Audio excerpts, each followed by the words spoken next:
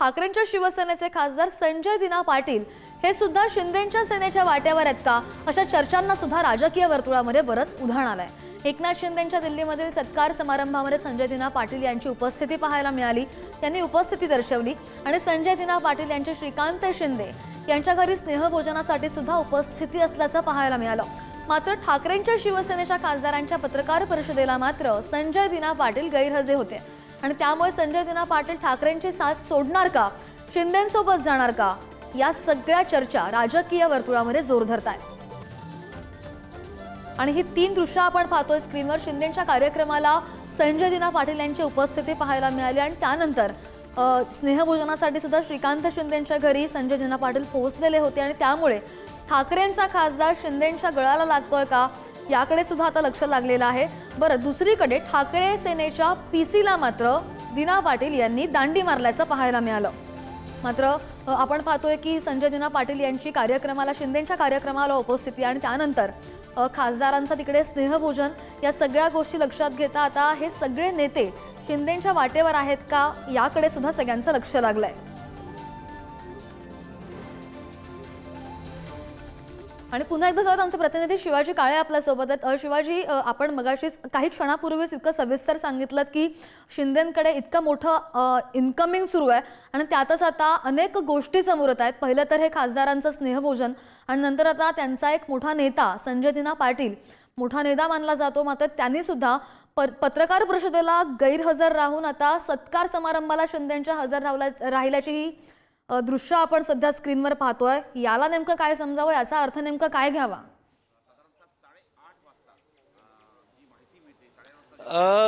संजय दिना पाटलांचं नक्की काय चाललंय हा सगळ्यात मोठा प्रश्न आहे। कारण मधल्या काळामध्ये देखील संजय दिना पाटील शिवसेनेच्या संपर्कात आहे असं सांगितलं जात होतं।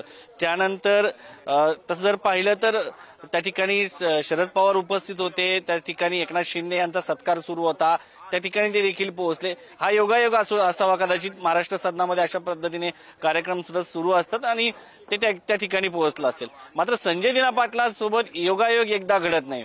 अरविंद सावंत यांनी या अगोदर शक्ती प्रदर्शनासाठी ठाकरेंच्या सर्व खासदारांची बैठक बोलावली होती आणि त्याच्यानंतर पत्रकार परिषद होती, त्या देखील ते हजर नव्हते। ते संजय राऊत यांच्यासोबत एका कार्यक्रमामध्ये होते, त्या ठिकाणी राहुल गांधी, सुप्रिया सुळे यांचा कार्यक्रम होता, पत्रकार परिषद त्या ठिकाणी ते पोहोचले। मात्र अरविंद सावंत यांच्या पत्रकार परिषदेला पोहोचले नाही। त्यानंतर अरविंद सावंत आणि संजय दिना पाटील यांच्यामध्ये शाब्दिक चकमक झाल्याचं देखील बोललं जातं।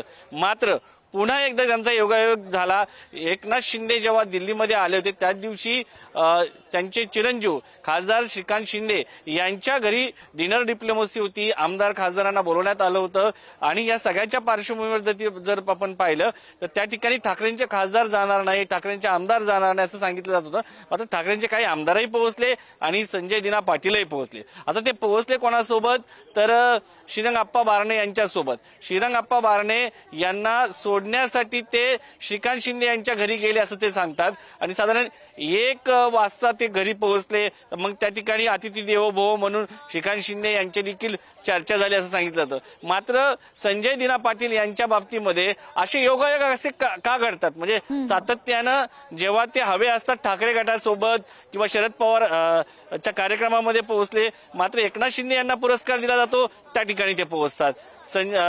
डिनर डिप्लोमसी ठेवलेली असते, सगळ्या खासदारांसाठी सुरू असते, त्या ठिकाणी ते योगायोगाने पोहोचतात। तर संजय दिना पाटील यांच्या बाबतीचा हा जो योगायोग आहे हा भविष्यातील कुठेतरी राजकीय नांदी आहे का, किंवा सत्तेसोबत जाण्यासाठी संजय दिना पाटील यांचे प्रयत्न सुरू आहेत का, हे सगळे प्रश्न जे आहेत ते अनावधानानं किंवा योगायोगाने नाही तर हेतुपुरस्पर आहेत का, हा प्रश्न या निमित्ताने उपस्थित होतो। नाही, बरोबर आहे शिवाजी, अगदीच। कारण की या खासदारांच्या आणि आमदारांची जी नाराजी आहे अगदी ठळक मुद्दे आहेत आणि आपण गेले बरेच दिवस पाहतो या आमदारांची आणि खासदारांची नाराजी। पण मग आज आदित्य ठाकरे जर दिल्लीमध्ये खासदारांची भेट घेणार आहेत, ती भेट नेमकी कधी होतीये आणि त्यांची नाराजी दूर करण्यात आदित्य ठाकरेंना यश मिळेल का, काय कानमंत्र देऊ शकतात, नाराजी दूर करू शकतील असं वाटतंय का आदित्य ठाकरे?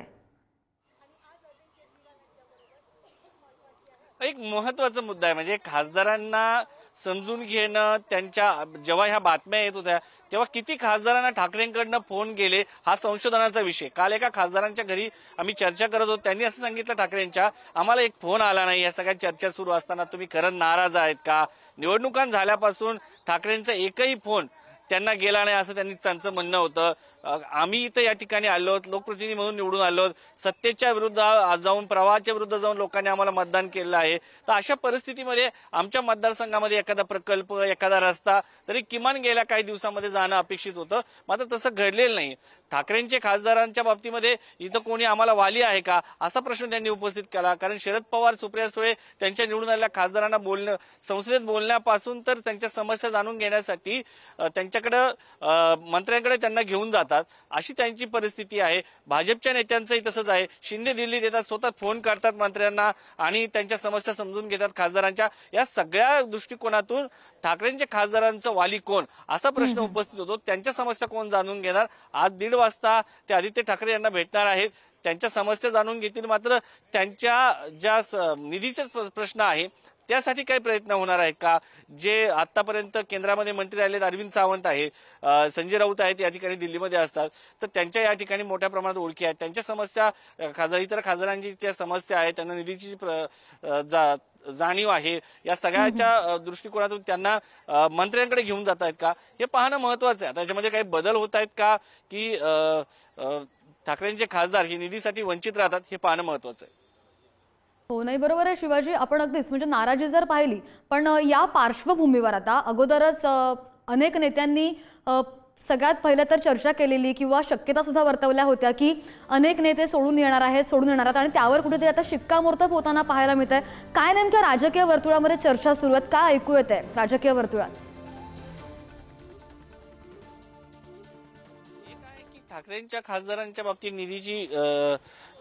निधी नाहीये ही गोष्ट खरी आहे की कारण सत्ता नाहीये, निधी मिळत नाहीये, प्रकल्पाच्या संदर्भात समस्या आहे, छोट्या छोट्या गोष्टीसाठी त्यांना मंत्र्यांच्या दाराबाहेर 2-2 तास बसावं लागतं कारण मोठा नेता त्यांचा कोणी नाहीये किंवा त्यांच्या तिथं थेट फोन करून सांगायला नसतात कारण पहिल्यांदाच निवडून येणारे अनेक खासदार आहेत. अशा परिस्थितीमध्ये त्यांना निधीची जाणीव आहे, निधी गरजेचे आहे, तर यासाठी प्रयत्न करणारा माणूस त्यांना कोणतरी दिल्लीमध्ये असणं अपेक्षित आहे. दुसरी गोष्ट म्हणून जर आपण पाहिलं तर ठाकरेंचे खासदार जायला तयार आहेत का सध्याच्या परिस्थितीमध्ये? तरी नाही. त्यांचं म्हणणं आहे की आम्ही का जाऊ, आम्हाला लोकांनी विरोधात मतदान केलेलं आहे. मात्र जर हीच परिस्थिती सुरू असली तर लोकांना उत्तर द्यायचं म्हणून नंतर आम्ही काय करावं असा प्रश्न ते उपस्थित करतात. आणि सगळ्यात महत्वाचं म्हणजे हे जे अनेक खासदार जे आहेत, जे शिवसेनेमध्ये आहेत, त्यांचं आणि एकनाथ शिंदेचं बऱ्यापैकी चांगलं होतं.